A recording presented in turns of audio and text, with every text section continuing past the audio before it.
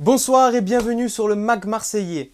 Dans l'actualité de ce mercredi 11 novembre, 2 ans après les effondrements de la rue d'Aubagne qui ont fait 8 morts, le traumatisme est toujours présent dans le quartier. Les commerçants, eux, n'arrivent toujours pas à retrouver leur clientèle. Dans ce journal également, les églises, les synagogues et mosquées sont ouvertes pendant le confinement. Quelles sont leurs activités? Le nombre de fidèles a-t-il diminué? Nous rencontrerons le recteur de l'église Saint-Féréol. Enfin, après un suspense sans nom, c'est Joe Biden qui remporte les élections présidentielles américaines.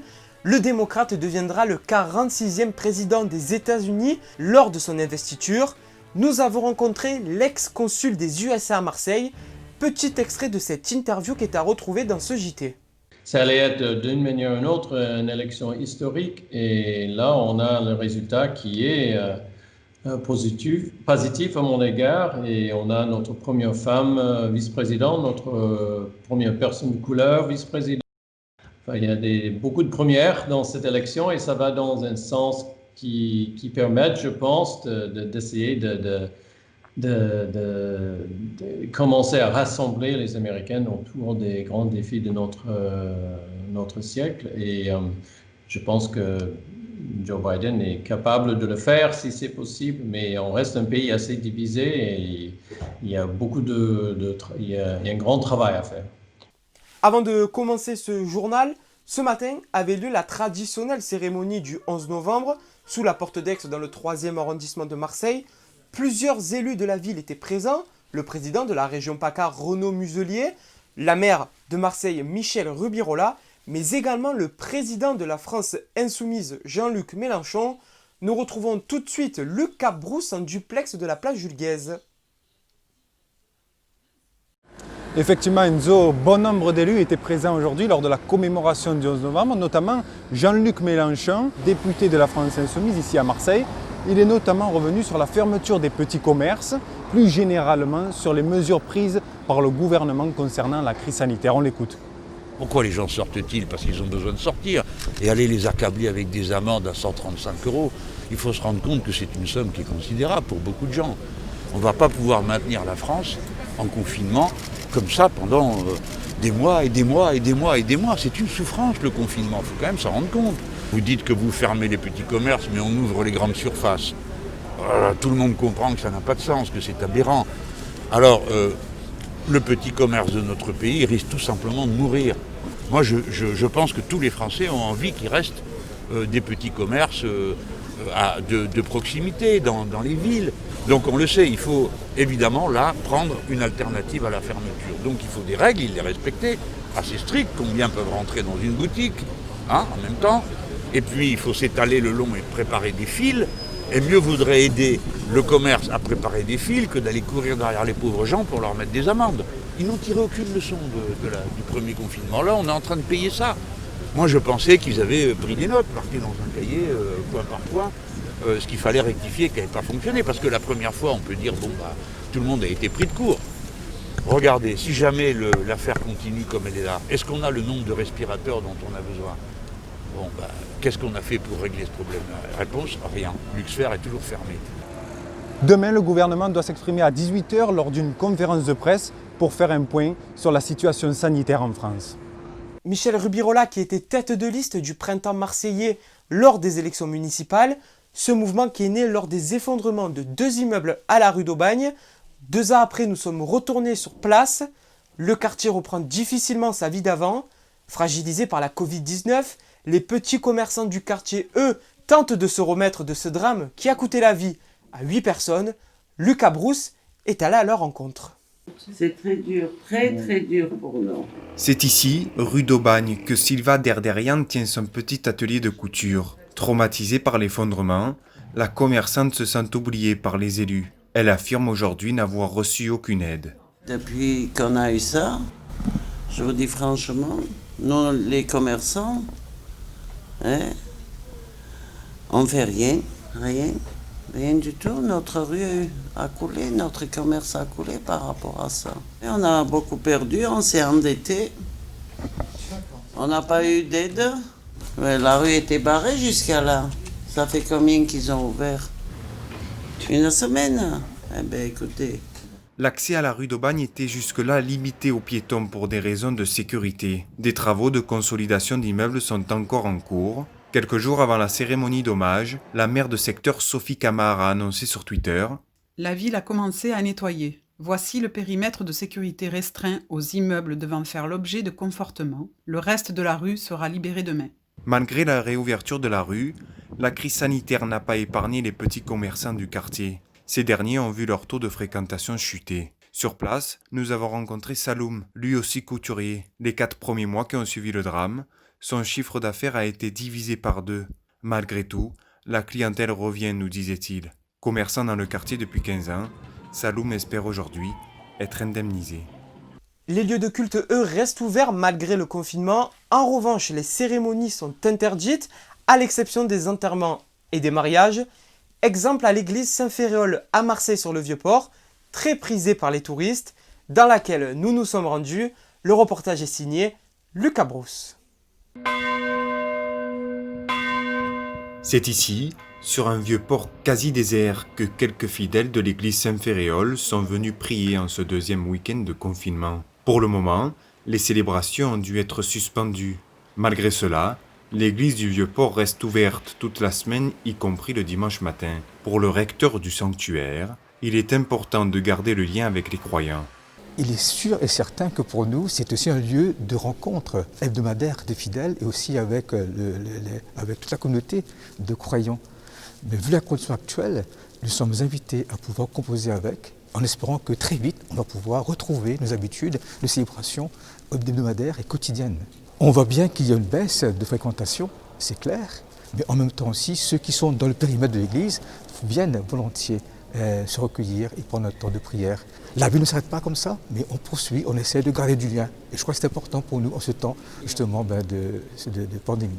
À l'approche des fêtes de fin d'année, une question subsiste pour le recteur. Les catholiques vont-ils pouvoir se réunir pour Noël ?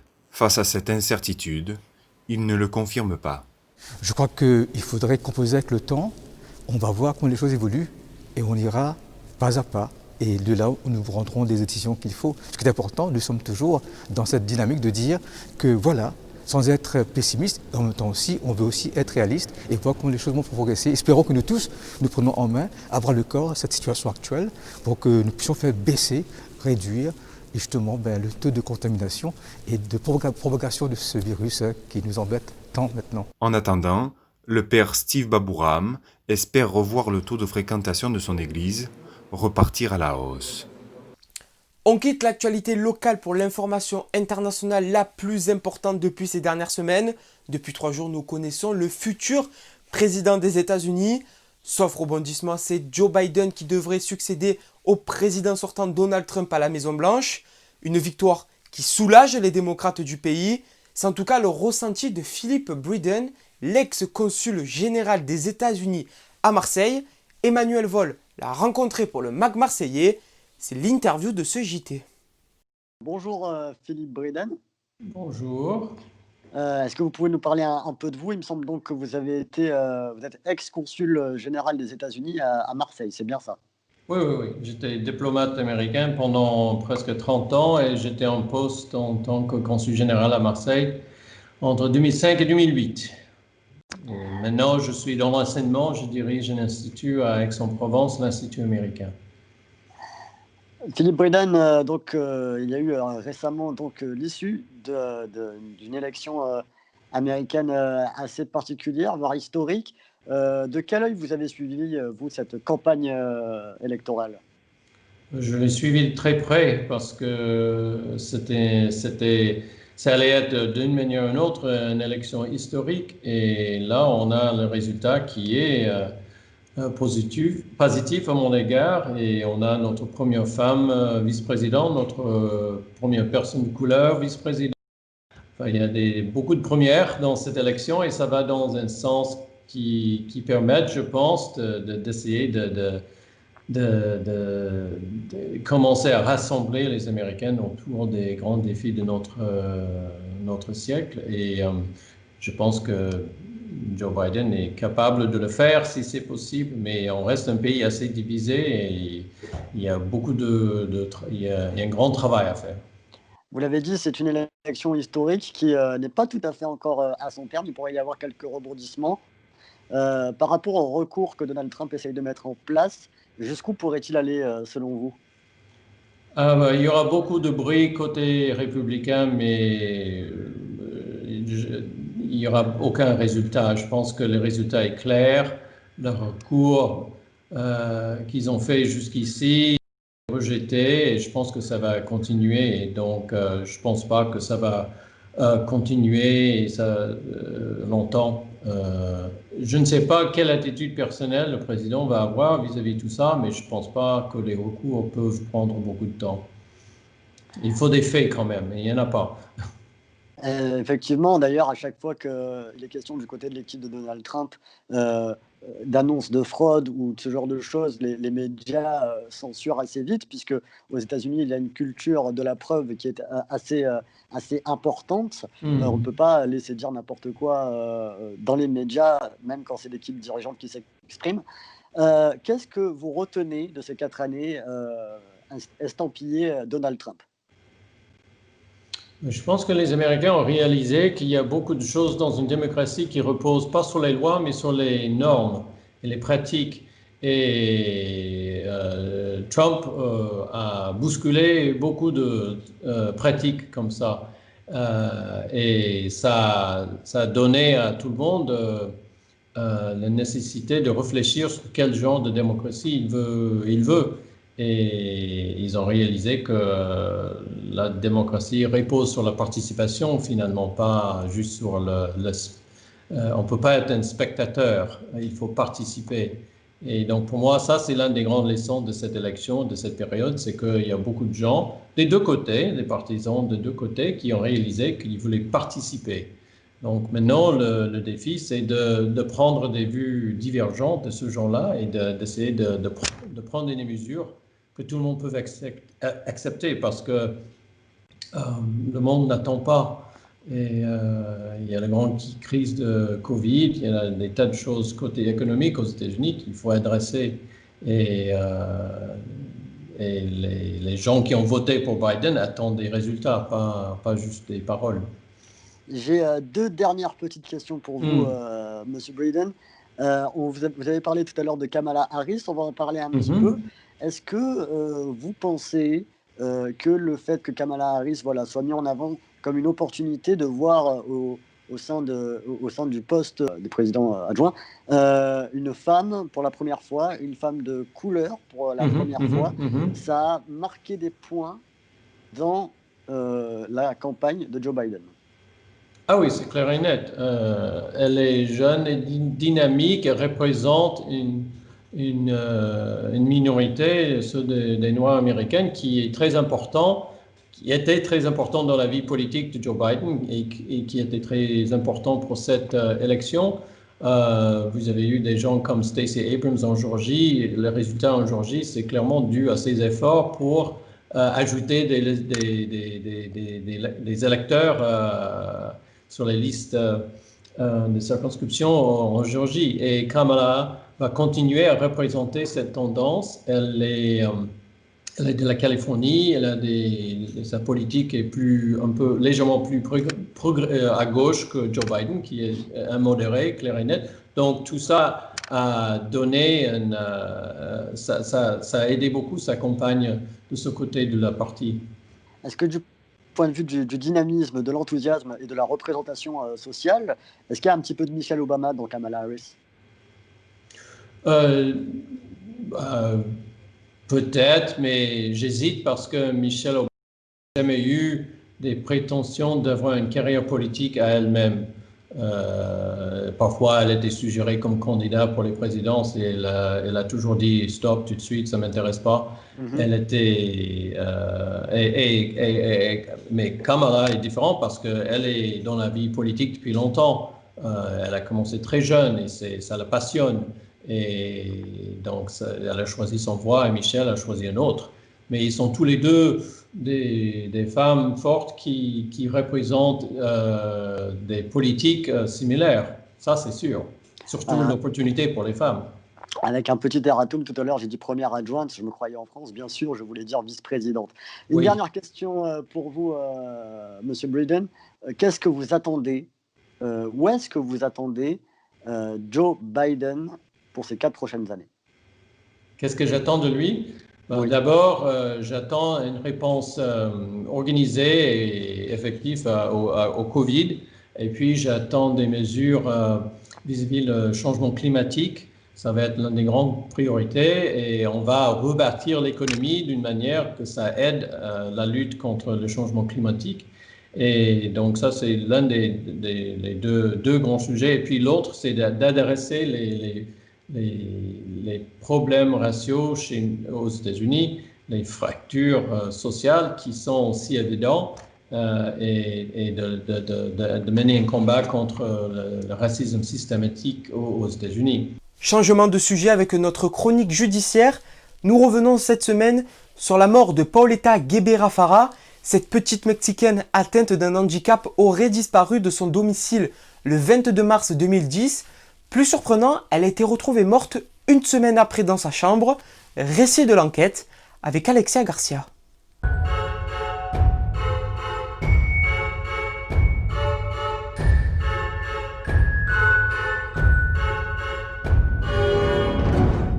Retour sur une affaire qui a secoué le Mexique, la disparition de la petite Paulette Guevara Farah, fille de Lizeth Farah et de Mauricio Guevara, un couple marié aisé. Il aura fallu 9 jours pour retrouver la petite Paulette. La fillette de 5 ans avait été portée disparue le 22 mars 2010 avant d'être retrouvée dans son propre lit le 31 mars 2010. Ses parents, Lizeth Farah et Mauricio Guevara, avaient donné l'alerte après que les nounous de leurs 2 filles aient constaté la disparition de Paulette. C'est en allant la réveiller qu'elles ont remarqué que la fillette n'était plus dans son lit. Un impressionnant dispositif a tout de suite été mis en place. Affichage dans toute la ville, énormément d'interviews et d'émissions autour de l'affaire, recherche poussée. C'est seulement 9 jours plus tard qu'elle sera retrouvée, coincée entre son sommier et son matelas. Endroit inimaginable pour l'opinion publique qui a tout de suite mis en avant des théories du complot, ces dernières se basant sur plusieurs éléments. La chambre de la petite fille a été fouillée plus de 5 fois par des détectives et des chiens renifleurs. Les nounous ont refait plusieurs fois le lit durant les recherches de Paulette et elles affirment qu'aucun corps n'était présent. Et la mère de l'enfant a été vue lors d'une interview plier un pyjama identique à celui que portait sa fille lors de la découverte du corps. Pour la majorité des personnes ayant suivi l'affaire, pas de doute, c'est bel et bien un assassinat. Selon le gouvernement mexicain, Paulette serait morte accidentellement par asphyxie. Lors d'une allocution, le procureur Alberto Basbas a affirmé que les examens et l'enquête permettent de prouver que le corps n'a pas été déplacé et qu'elle est bien décédée à l'endroit où elle a été retrouvée. Selon lui, aucune blessure ou abus sexuel n'a été constaté sur la victime. Après la vidéo la montrant en train de plier un pyjama identique à celui que portait sa fille lors de la découverte de son corps, Lizeth Farah a été accusée par de nombreuses personnes d'être impliquée dans la mort de sa fille. Des micros posés à son insu par des enquêteurs dans son appartement l'ont enregistrée en train d'ordonner à sa fille aînée de 7 ans de ne rien dire sur la disparition de sa sœur. Ils vont nous accuser de l'avoir enlevée ou de l'avoir laissée dehors pour qu'on l'enlève. La seule chose que tu dois dire est que nous sommes tristes de sa disparition, ne dis rien d'autre. La mère de famille a dans un premier temps nié avoir prononcé ces mots avant d'avouer, mais en affirmant que cela avait été sorti de son contexte. Lizeth a également été accusée d'être froide et sans émotion quant à la disparition de Paulette. Ses nombreuses apparitions télévisées n'ont pas convaincu le public. Après leur divorce, Mauricio Guevara a notamment accusé son ex-femme d'être la responsable de la mort de la petite Paulette et a demandé une ordonnance restrictive afin qu'elle ne puisse plus entrer en contact avec leur fille aînée Lizeth. Une guerre pour la garde de la jeune fille a eu lieu pendant plusieurs années, c'est finalement Lizeth qui l'obtiendra. Le corps de la petite Paulette a été rendu à ses parents en 2017 car selon les enquêteurs, il n'est plus considéré comme preuve. Lizeth et Mauricio choisiront d'incinérer leur fille. Après cette affaire, le procureur Alberto Basbas a quant à lui décidé de démissionner de son poste de procureur car selon lui, la confiance qui lui a été accordée a été considérablement entachée suite à l'affaire. On poursuit ce JT avec le binôme Paul Roch-Bruneton et Emmanuel Vol qui vont vous présenter leur chronique sport. Messieurs, c'est à vous.